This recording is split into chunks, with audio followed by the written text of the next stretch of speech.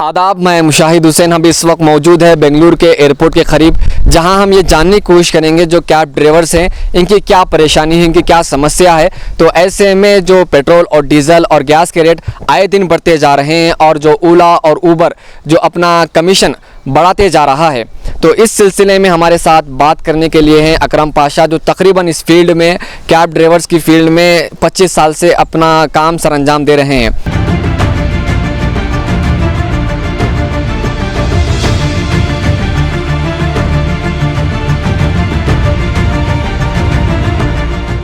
तो अकरम पाशा, ये बताइए कि किस तरीके से आपको परेशानी हो रही है, जो पेट्रोल और डीजल का रेट बढ़ रहा है और आए दिन ओला और ऊबर अपना जो टैक्स है, इनकम है, बढ़ाते जा रहा है।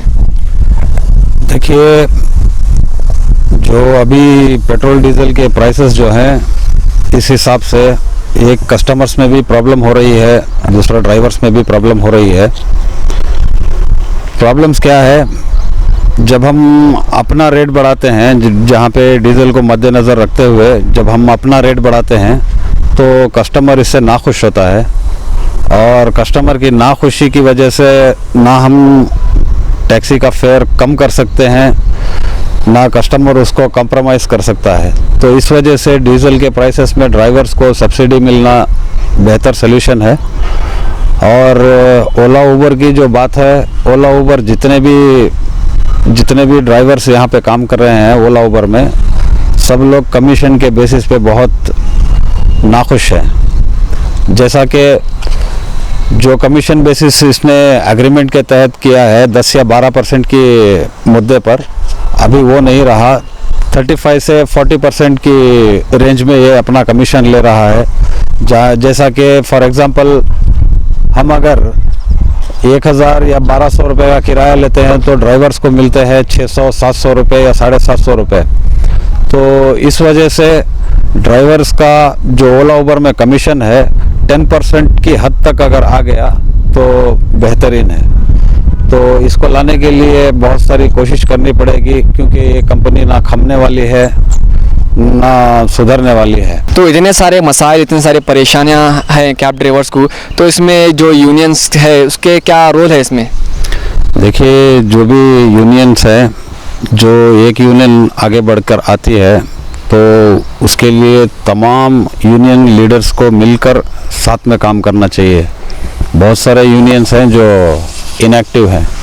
सारे यूनियंस अगर एक्टिव होके सारे एक मुद्दे पर अगर काम करेंगे तो इंशाल्लाह इसका बेहतरीन अंजाम निकलेगा।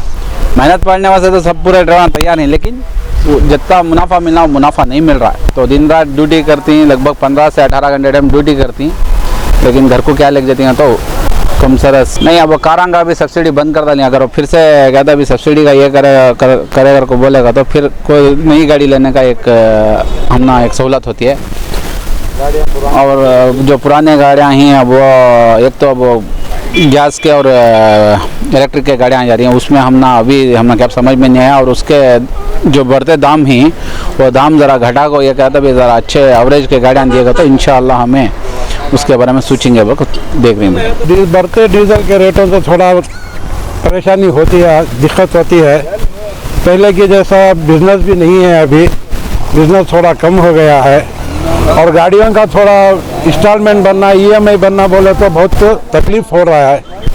गाड़ी का ज़रा इंस्टॉलमेंट में और वो ब्याज लगा के डबल करके वो नई से लगा के बताते हैं, इसमें थोड़ा फ़र्क पड़ रहा है। इधर क्या है, ज़रा ड्राइवरों को बहुत ही पुलिस भी केयर नहीं करता, रफ बात करता है, और सबसे ज़रा बहुत परेशान है इधर ड्राइवर लोग।